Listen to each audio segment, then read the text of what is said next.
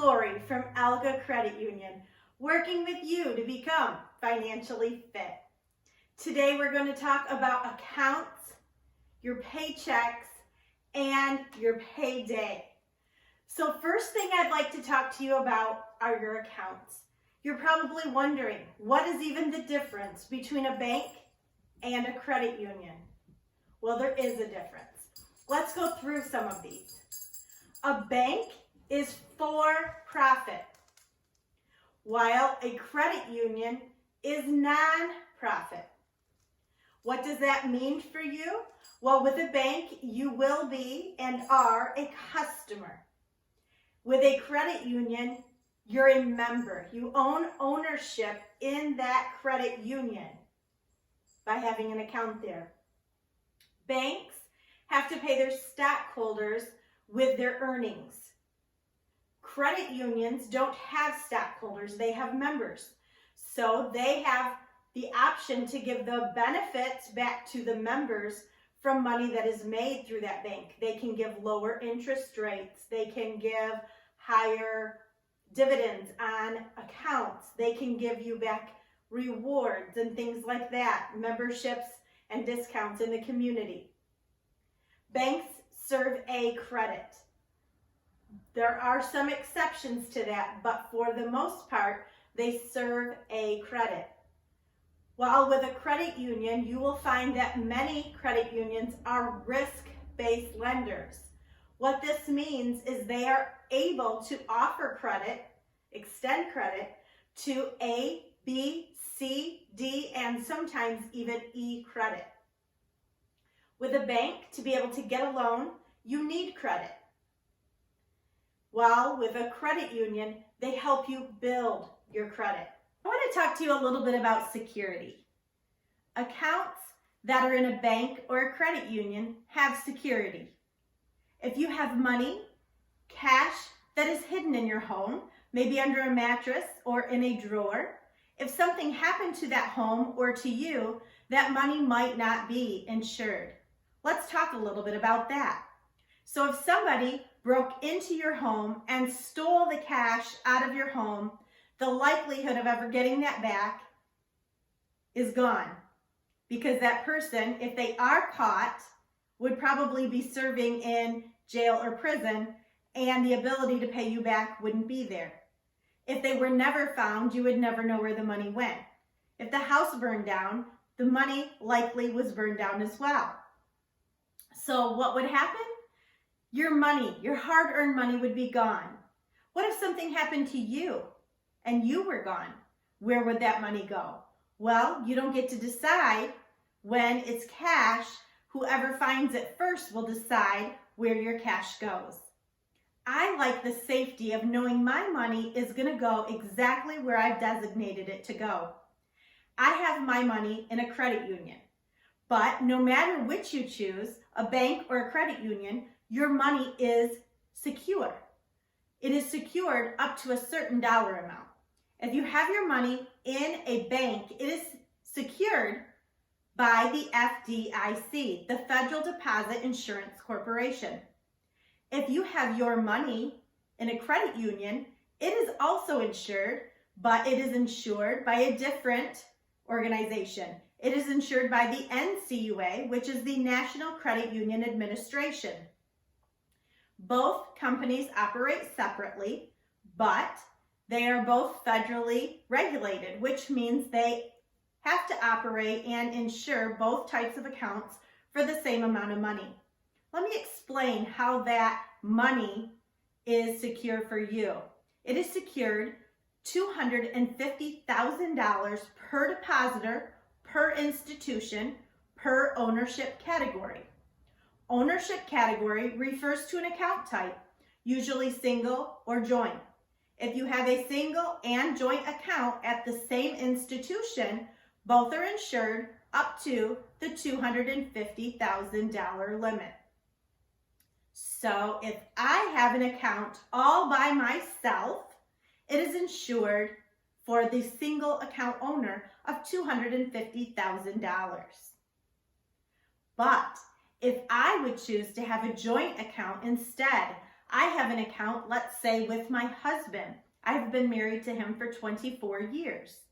So with my husband, together, we are two owners, and we can save $500,000 into that joint account because there's two ownerships within the account, meaning I can save, or we can save, $500,000. With that, we're even more secure.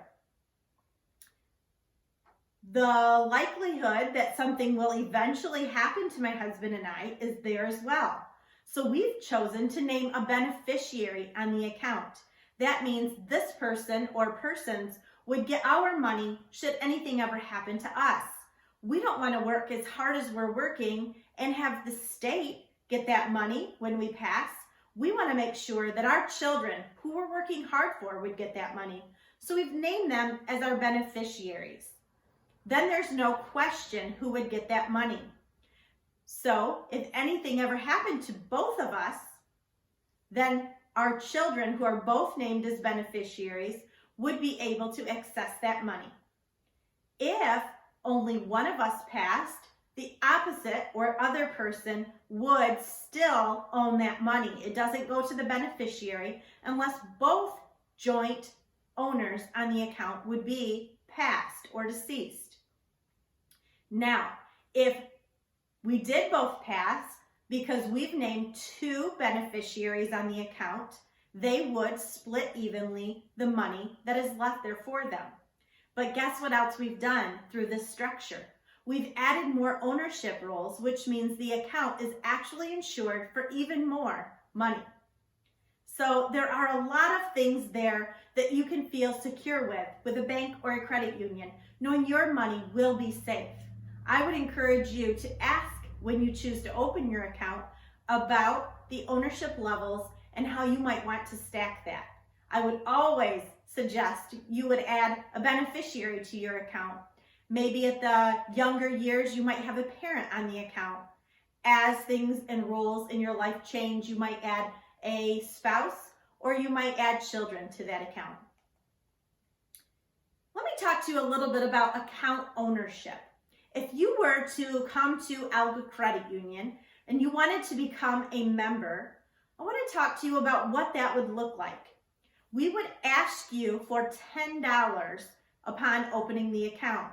To gain that membership, you would have a $5 fee, and we would ask for a minimum deposit of $5 into a share savings account.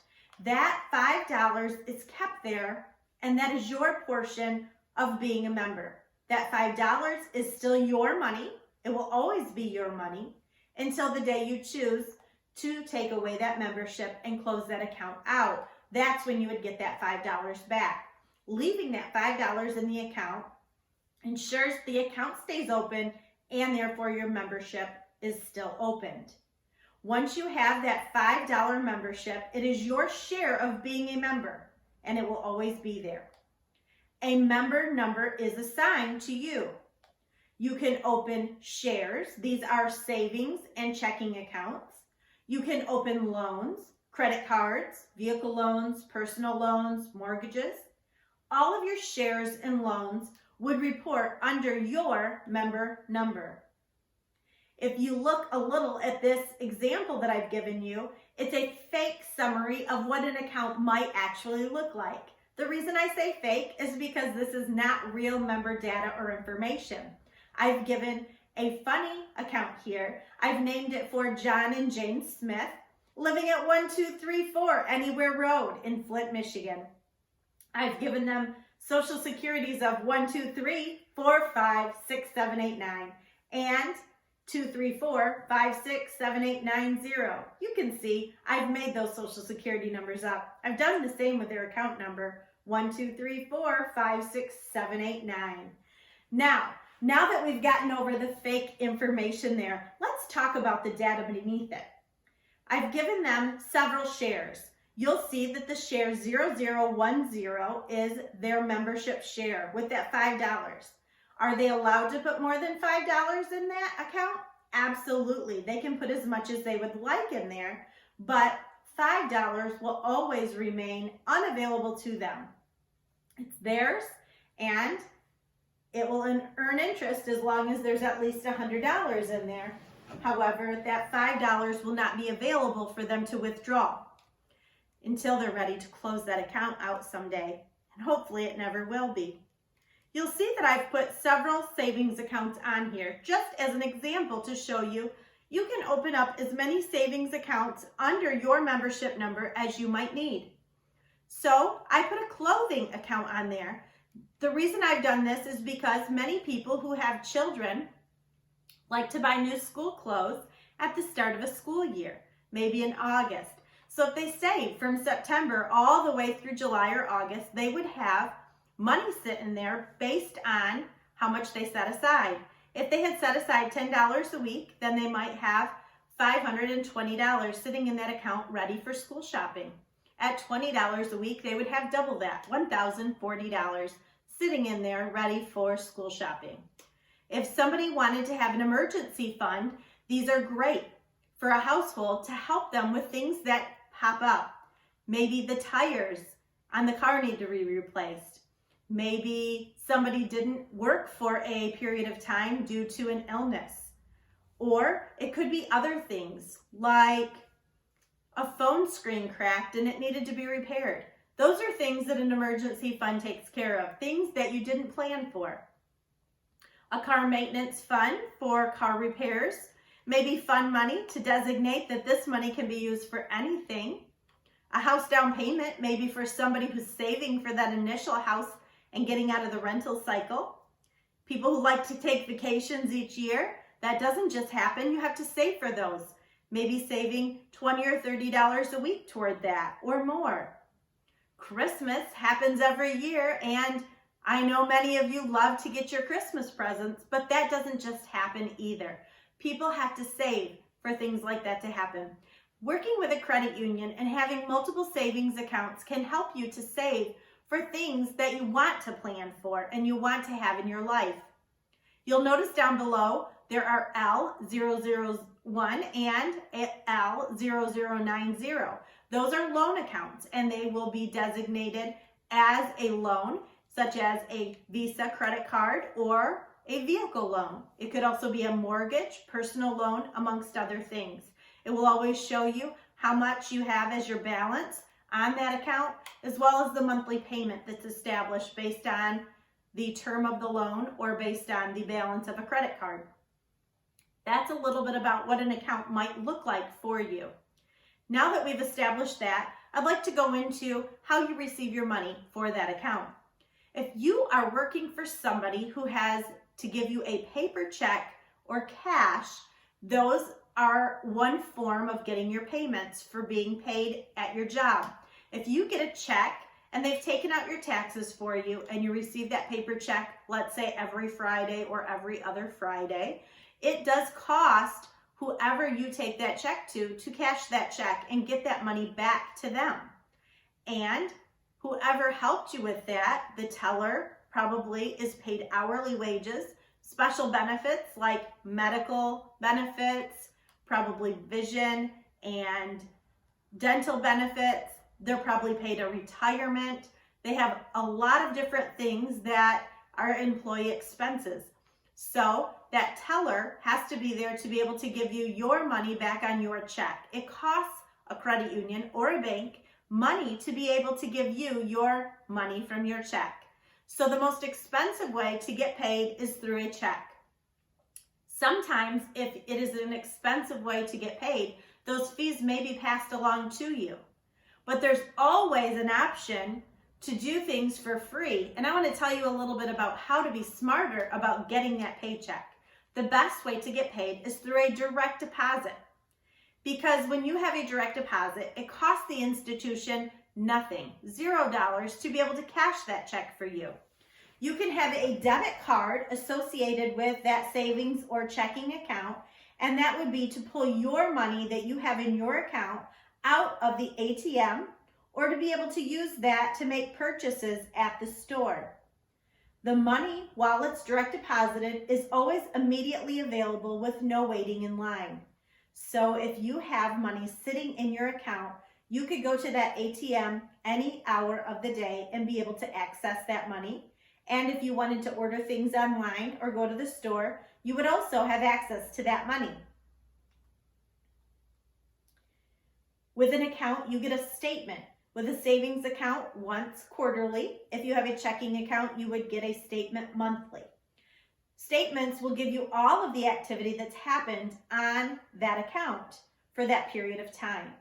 If these statements are mailed to you, that is also another cost to the credit union or banking institution. It costs them money. If you got e-statements, this won't cost the credit union extra money, and it's safer as your account number isn't out there for vendors to see or sitting in your mailbox. So what I mean by a vendor is that the statements are not printed inside of a mailroom at Alga Credit Union. They are sent off to a company who prints statements for banks and credit unions. You have employees there. Do we believe that they're trustworthy? Yes. And we believe that the vendors we work with won't give that information away. However, that information is still out there and accessible to vendors. And when things are printed, then it goes to another place to be folded and another group of people to be stuffed into envelopes. Then the envelopes are out in the mail and eventually make it into your mailbox. There's a lot of different hands that touch it between printing and into your mailbox. Not only have all those hands had an opportunity to see your name, your number, and all of your information, but it's also vulnerable sitting in a mailbox because somebody could take that out. Is it against the law to take it out? It is. Is it against the law to look at those numbers? However, we know that fraud happens. So the safest way to ever get your information is electronically, because it wouldn't need to be passed to anybody to print for you.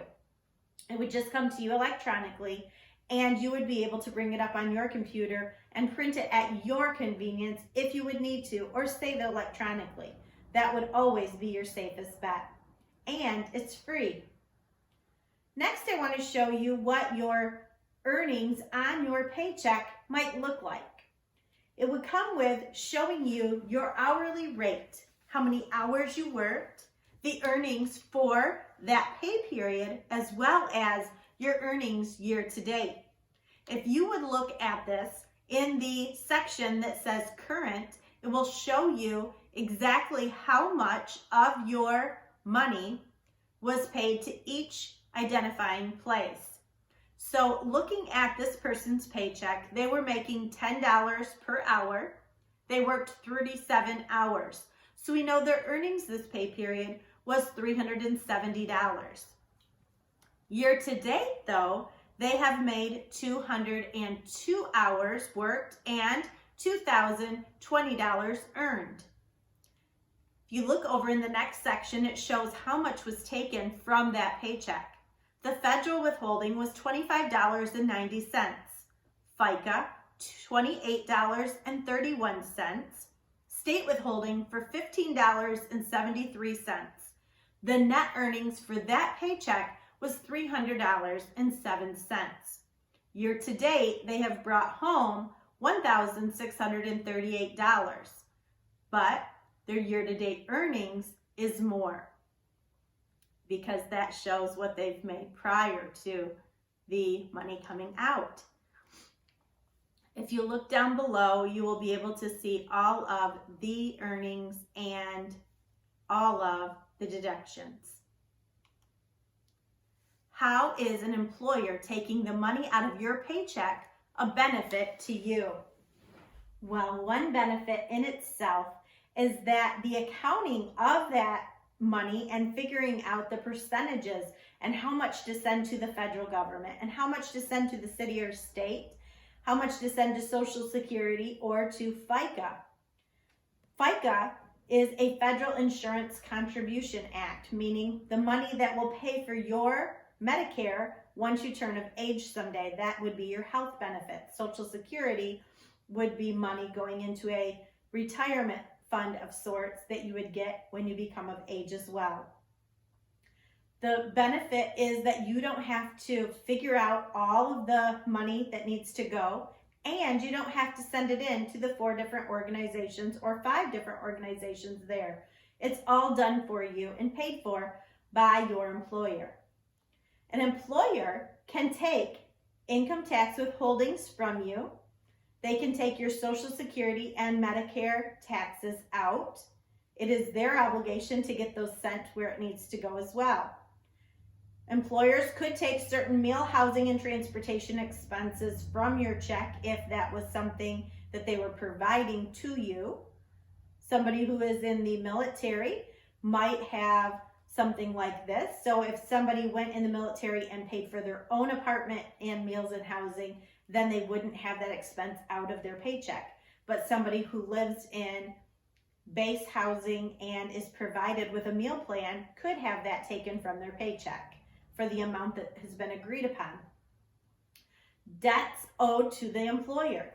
So if you borrowed against a future paycheck, that might be taken out of some of the next paychecks.